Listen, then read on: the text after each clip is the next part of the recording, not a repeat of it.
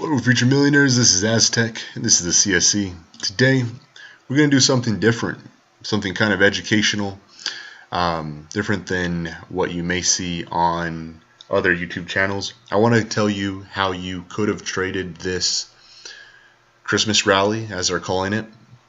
I want to do that because I believe that there will be future rallies, of course, and I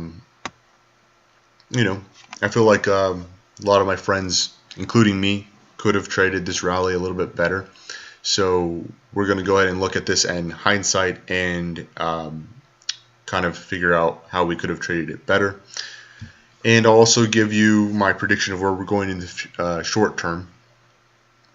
Now, just to kind of give you some history, and before we get into the short term, which just to tell you right now, right off the bat, so you know what you're looking forward to, I think we're headed a little bit further down, but I think that the next target that I have is going to have a very significant bounce, and we may start moving up again after that, which is about 3,550. That's my target for the short term, and we'll get into that. But I want to talk about how we could trade, we could have traded this rally, because a lot. We've been talking about how you could have traded this downtrend, and I know a lot of people on YouTube have been talking about the downtrend because we've been in a downtrend, and the way you trade an uptrend is slightly different. So let's go ahead and look at the how we could have traded this Christmas rally. We have to kind of go back and look at the history so that we can start talking about it. So essentially, I bought in this area, as you guys all know from my last video, and I did that because I really thought that this bounce was significant. And I thought that this bounce was significant.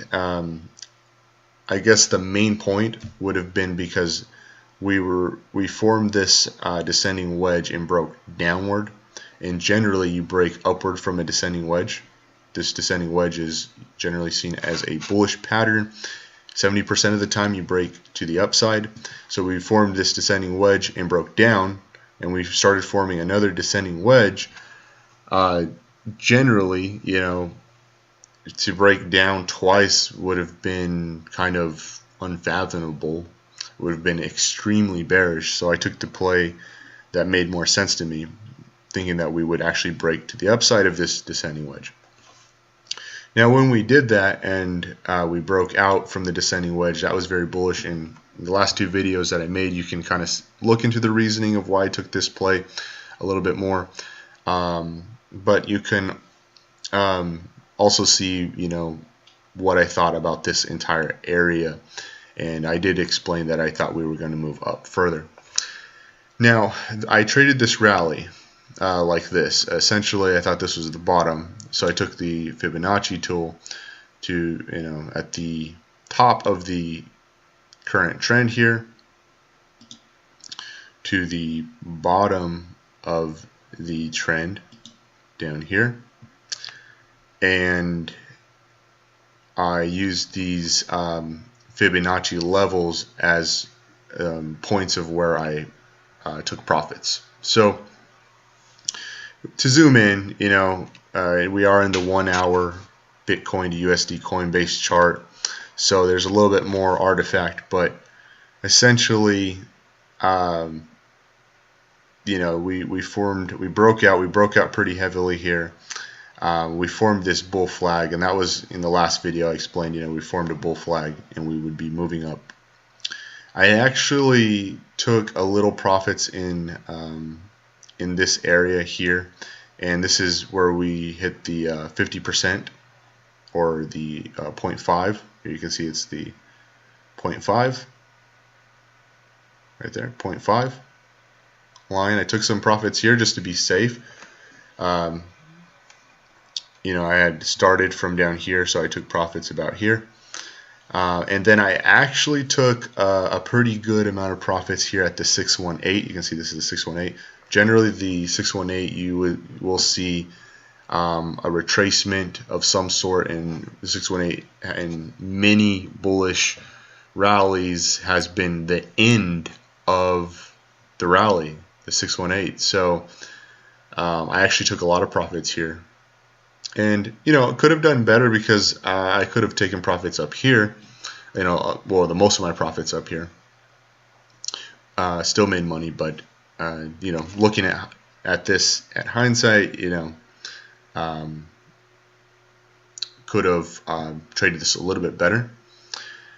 But anyways, I took profits at the 618 due to it being the 618, and how important that Fibonacci level is.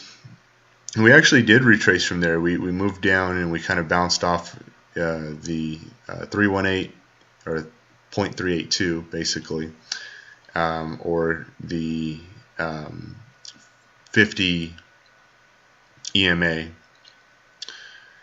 and moved up, and I actually ended up taking the rest of my profits in this area because we were forming an ascending wedge, and an ascending wedge is a bearish pattern, with this wedge pointing upward.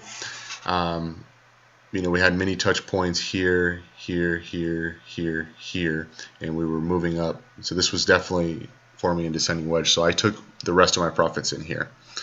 I did that because, of course, we were already, very high up in the Fibonacci levels. We were forming a bearish pattern. So I took the rest of my profits here. So I did well overall. Now, we basically broke down from the ascending wedge, which I expected.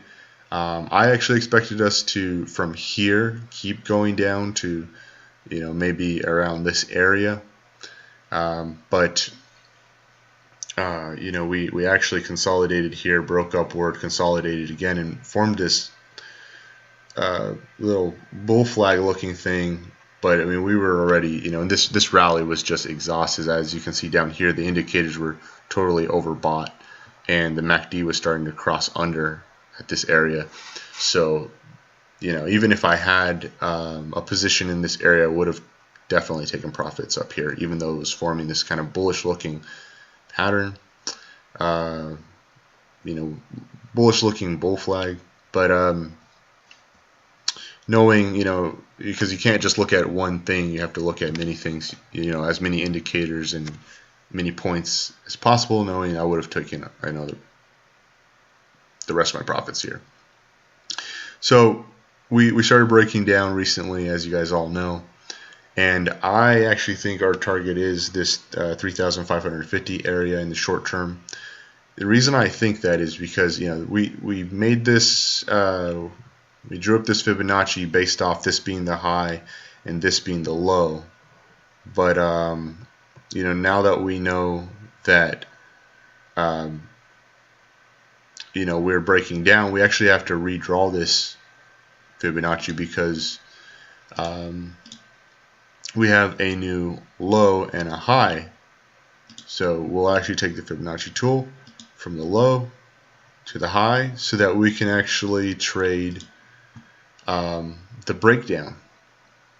And as you can see, we would start here on the Fibonacci tool and now move downward.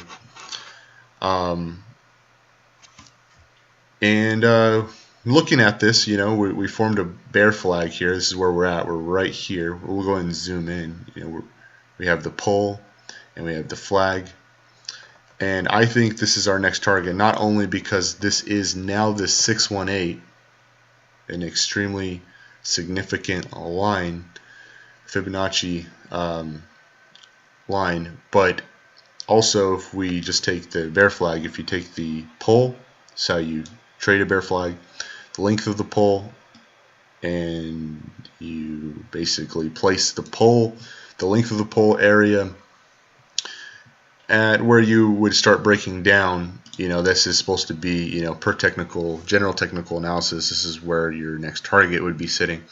So there's a couple things that indicate that this would be the next area that we'd be heading to. We're forming a bear flag and it's the 618. also, and it meets up perfectly. It's almost too perfect, to be honest.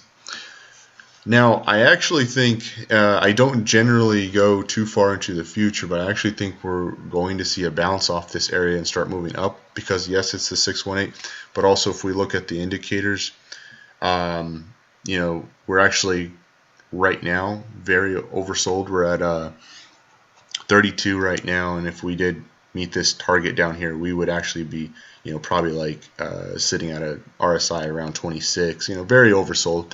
And this MACD does look like it wants to scoop up and cross over the trend line.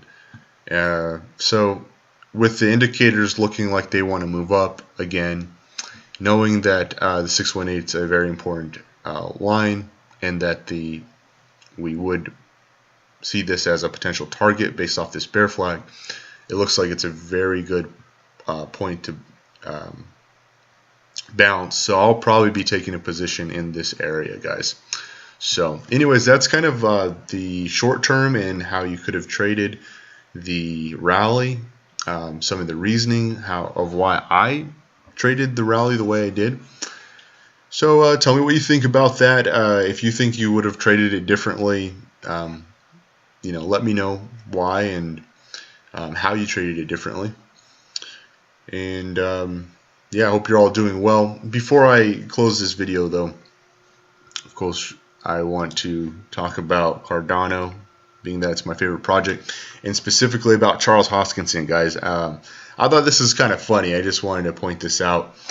I don't know if anyone else thought this was funny or even noticed, but back on December 14th, Charles Hoskinson tweeted, he said, "Flying home after finishing my final trip of 2018." And he kind of talks about all the accomplishments that he's done in 2018. He's very accomplished. You know, he's really done more than anyone could ask. You know, this tweet doesn't really sum up everything that he's done in this year as a, you know, leader in Cardano. But I thought it was funny because then he, you know, same day he says, "That's all, folks. See you next year. Peace." Posts this post here, and then later on he says, "All right, one more before I go for a bit. The Cardano Foundation is going to be a powerhouse moving into 2019, which I talked about in a previous video."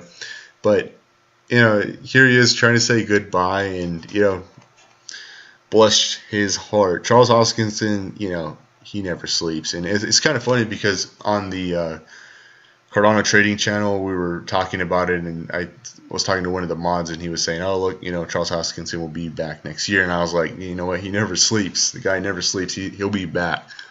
And here we go. You know, you see, he made an AMA the next day, and he keeps posting updates about Cardano. You know, this is a man that just doesn't sleep. He cannot pull himself away from his work.